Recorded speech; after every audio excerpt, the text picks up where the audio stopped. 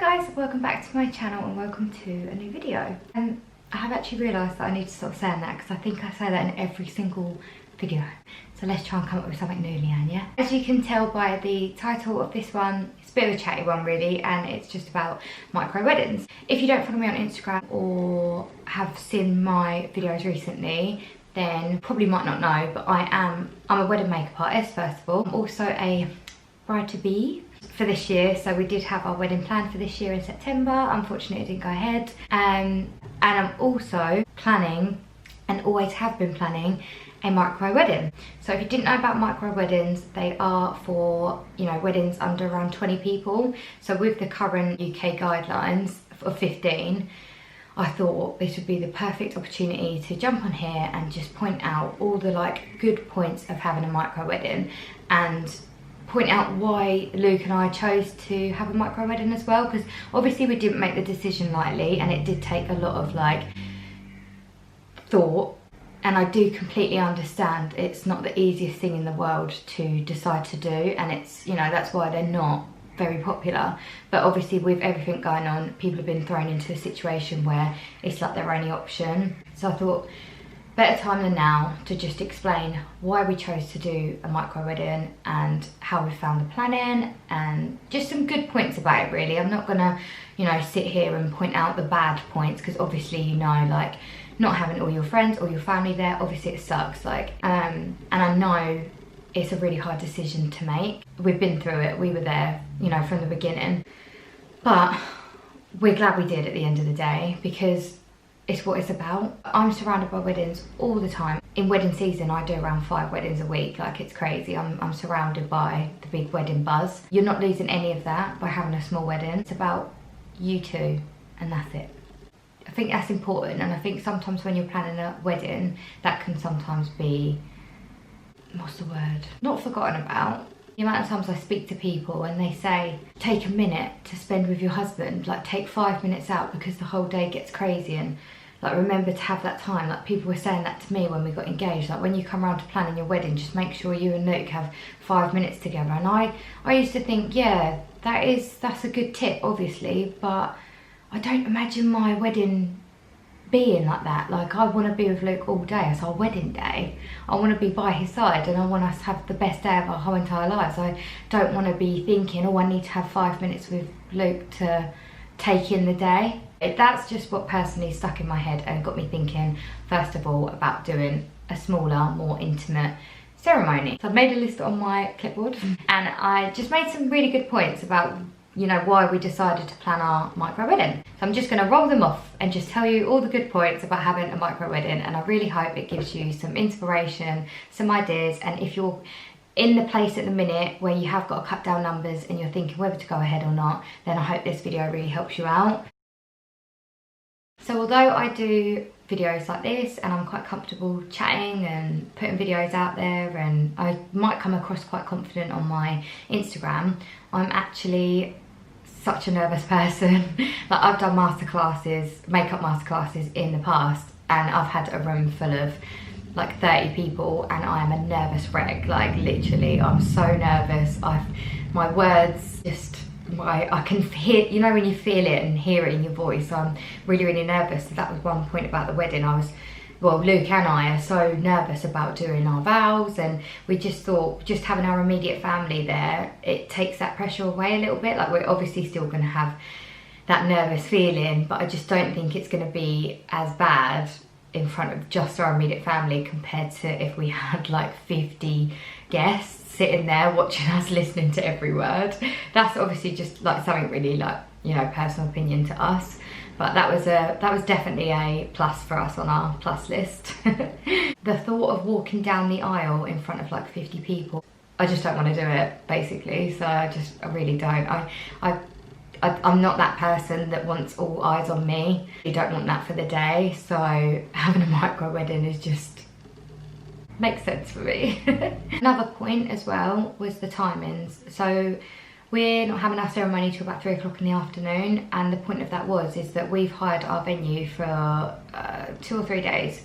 So we basically get a whole day there before together, Then we get the whole morning together, whole afternoon. I haven't really got to worry about anyone. I haven't got a massive bridal party that needs to get ready. Like, obviously where I do weddings, I'm there usually from about 7, 8 o'clock in the morning, getting loads of people ready for the day. And if you've got a really large bridal party, your morning can start really, really, really early.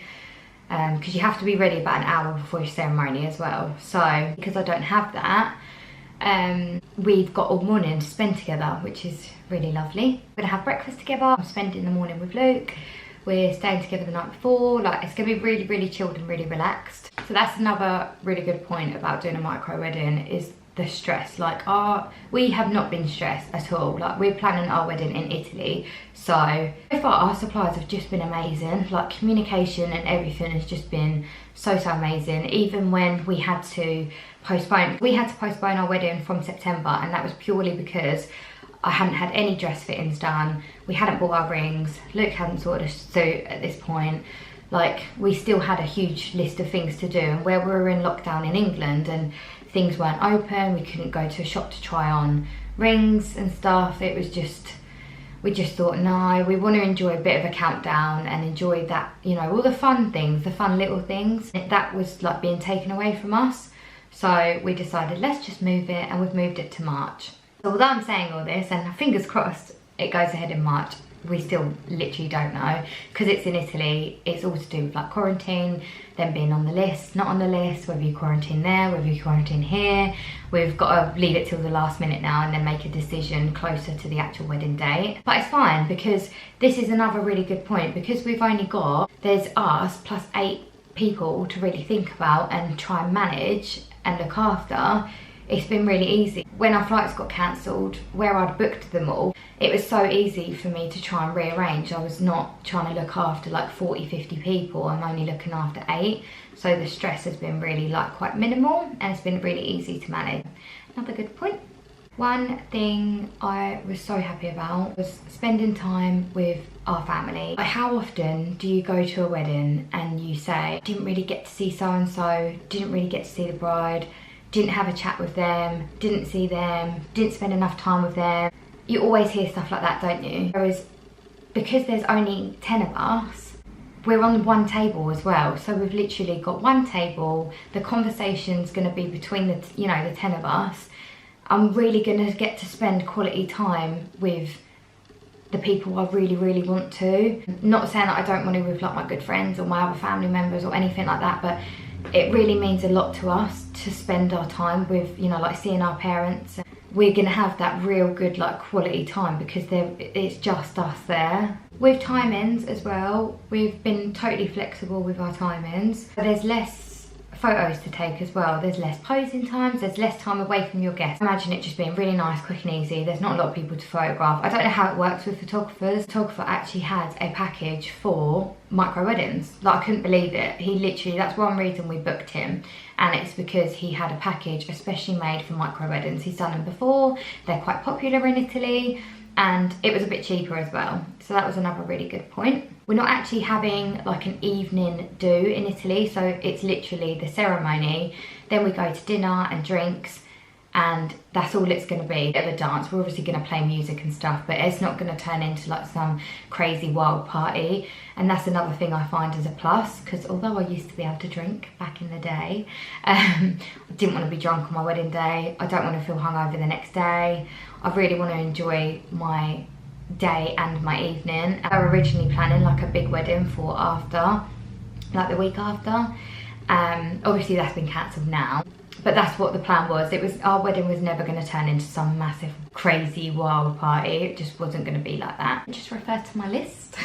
Dividing your money out. Micro weddings can be more affordable, they can be cheaper, they don't cost as much as bigger weddings, but for us that wasn't actually the case. So our wedding actually cost more than the average wedding.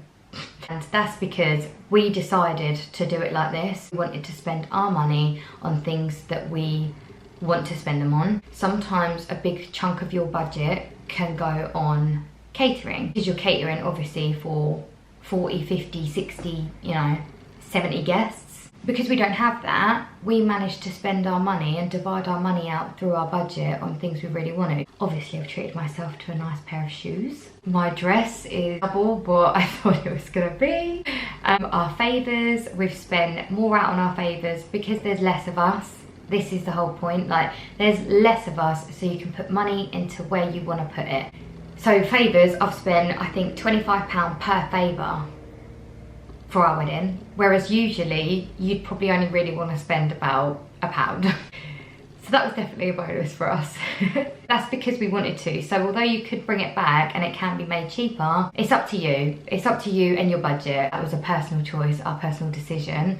So we have really like gone all out. The point is like personalisation. So we've really gone all out on our menus, you know, bits that sit on the tables. We've personalised loads of bits for our guests. We've added in loads of like extras, like I don't want to ruin it by saying too much, but you can really personalise everything because there's only 10 of you, you know, there's a low number.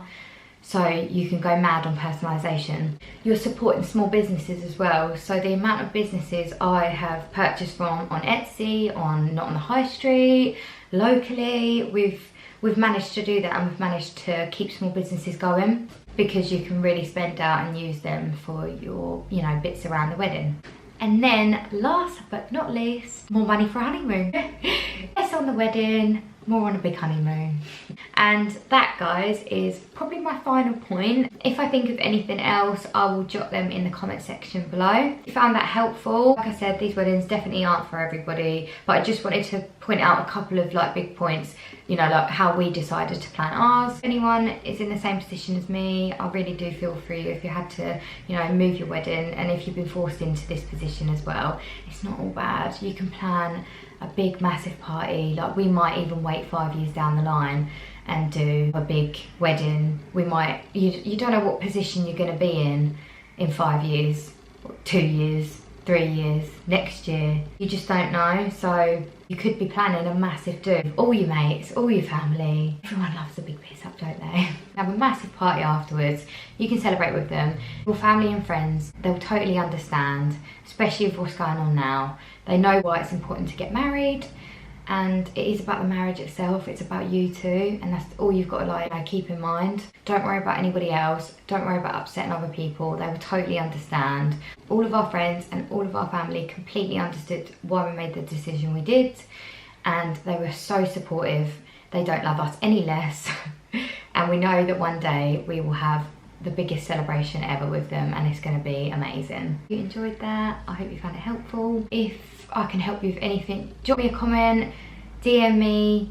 Like, I'm here, use me, talk to me, exactly how you're feeling. Also, just a quick another note as well for brides, if you are dealing with your suppliers, just be gentle with us, because it has been the hardest year ever, and the wedding industry as suppliers, we're not getting any support at all financially, and it's a really tough time. Everyone is cancelling. I have lost over 70 weddings this year. Imagine that in money, that's massive. So from a supplier's point of view, just be gentle.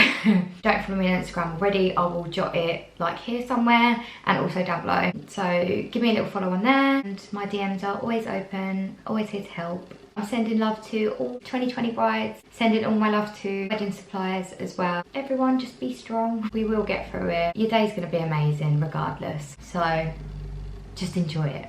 Anyway, if you're interested, I've got a home vlog coming up next Monday. I'll see you for that.